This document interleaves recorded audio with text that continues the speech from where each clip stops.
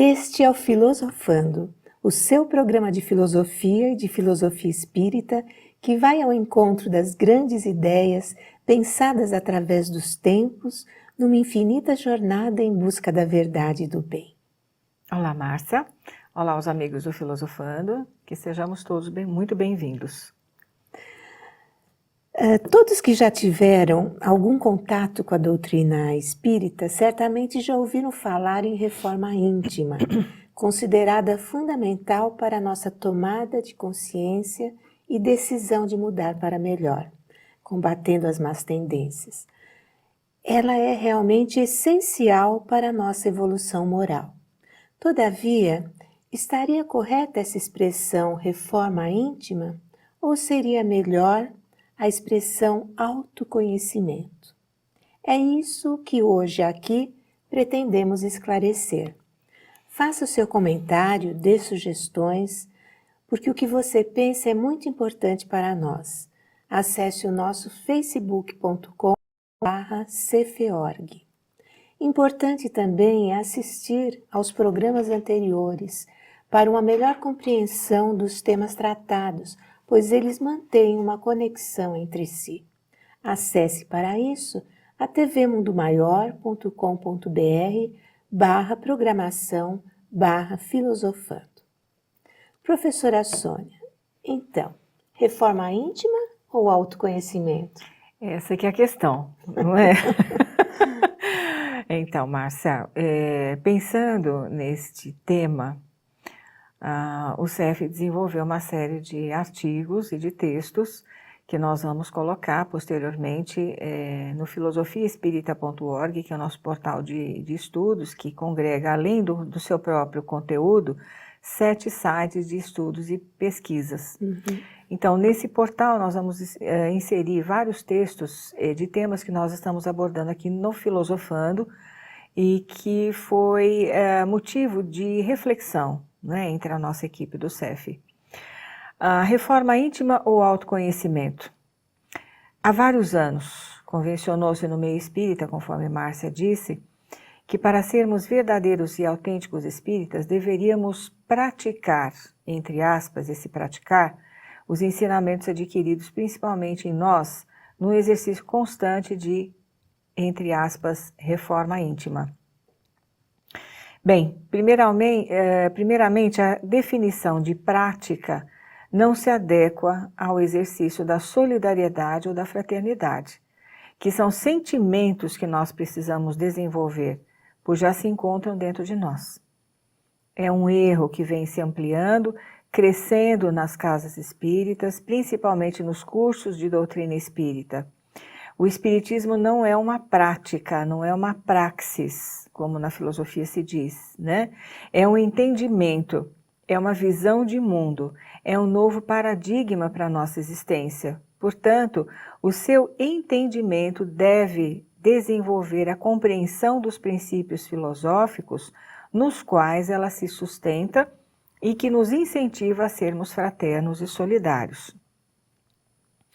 É ainda o despertamento da necessidade de nos conhecermos, as nossas tendências, o nosso lado obscuro, mas também as nossas qualidades, o progresso que já alcançamos, as condições que temos de continuar sempre para frente nas nossas conquistas. Para isso, a frase de Jesus, "Tende bom ânimo, eu venci o mundo", nos conduz a irmos ao seu encontro, a buscarmos cada vez mais o nosso aprimoramento, que passa pelas aquisições de ordem moral, intelectual, num aprendizado constante, mas principalmente no inegável e necessário crescimento moral e ético.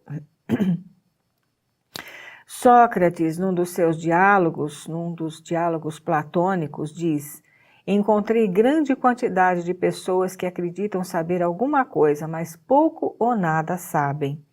Desta forma, eu devo ser mesmo mais sábio do que eles, por saber que nada sei, e não acreditar saber aquilo que não sei."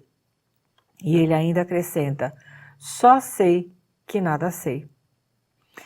Sócrates se relacionava com muitas pessoas na ágora, o espaço reservado ao contato entre as pessoas, porque ficava no meio de uma grande praça de Atenas. Em suas conversas com pessoas de vários níveis sociais e intelectuais, ele, mais do que ninguém, sabia o quanto elas careciam do verdadeiro conhecimento, ou seja, o delas próprias. Jamais se refletindo. Aliás, essa é a necessidade atual de todos nós. Questionar e refletir, você não acha? Sim, o famoso conhece-te a ti mesmo, né? Exatamente. Que era anterior até a Sócrates, né? E que até hoje a gente não conseguiu ainda, né, fazer. Isso. Daí as origens da busca pela verdade que permeou toda a filosofia pós-socrática.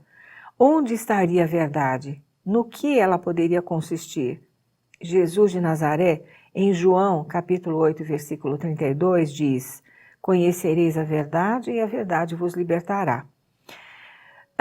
Mais adiante, no capítulo 14 do mesmo evangelista, eu sou o caminho, a verdade e a vida. Ninguém vai ao Pai, senão por mim. Esta é uma frase que traz profundas reflexões e que o espírita ainda não compreendeu ou não aceitou, porque para conhecer a verdade é preciso passar e assimilar todos os ensinamentos de Jesus, que começam pelas ponderações de Sócrates e o autoconhecimento para poder chegar até Jesus e a vida imortal, chancelada pelo seu retorno da morte infamante. Mas eu dizia da reforma íntima, aliás nós, não é, Márcia? Essa expressão caiu em desuso na forma, porém não no seu conteúdo, o da necessidade de autoeducar-se frente a si mesmo, para que possa respeitar a si próprio e ao próximo como a si mesmo. Os centros espíritas devem desenvolver novamente esse processo de autoconhecimento entre os participantes da casa.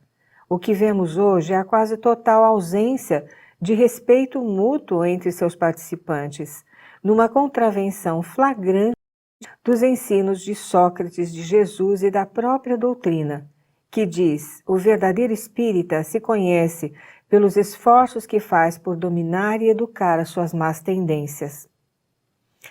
Mais adiante, numa outra passagem, os espíritos se referem nos seus ensinamentos aos verdadeiros adeptos do espiritismo. Veja, Márcia, que não é qualquer adepto. Eles estão enfatizando verdadeiros adeptos. E como se conhece o verdadeiro adepto do espiritismo? Veja-se lá o capítulo que traz o homem de bem, os obreiros do Senhor e a missão dos espíritas. Esses são os indicativos das mudanças necessárias no caráter humano e, igualmente, os sinais eloquentes de um ser humano de regeneração.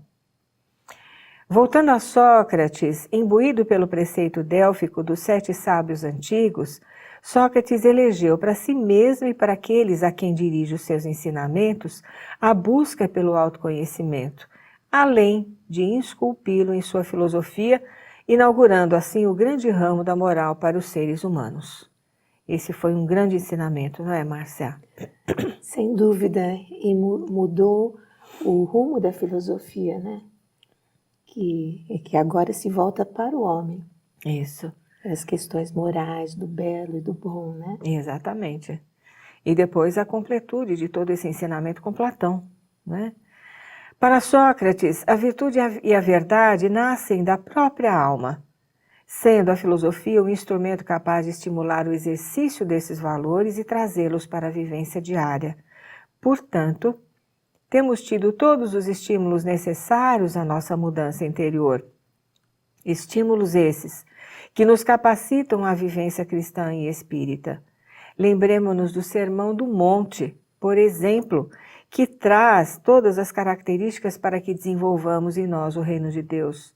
Allan Kardec identifica o Sermão do Monte como a alma do Evangelho e pavimenta com comentários seus, bem como com as palavras dos Espíritos, os caminhos para o nosso crescimento interior.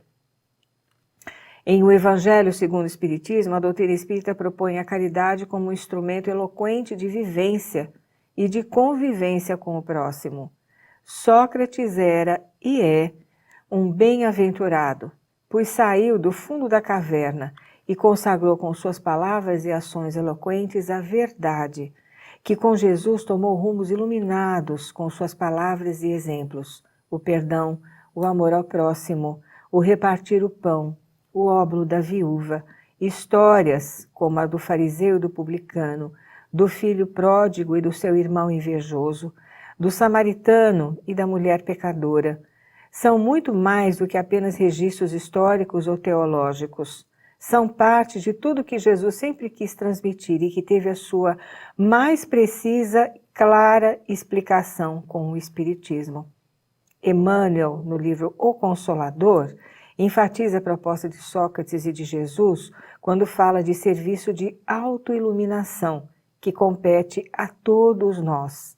Santo Agostinho também, no seu livro Confissões, e depois, com seu contributo à codificação através do seu diálogo com Kardec, legou-nos a herança do seu testemunho como um homem que venceu a si mesmo nas mais complexas atribulações em sua vida pregressa e depois predispondo-se a auxiliar a todos nós que temos acesso às suas palavras e ensinamentos na codificação. Mas agora a gente vai interromper um instantinho e voltaremos em breves minutinhos. Até já. E se fosse possível conquistar novamente aqueles que se foram? Juntos nós podemos. Invista neste canal. Invista em um mundo melhor.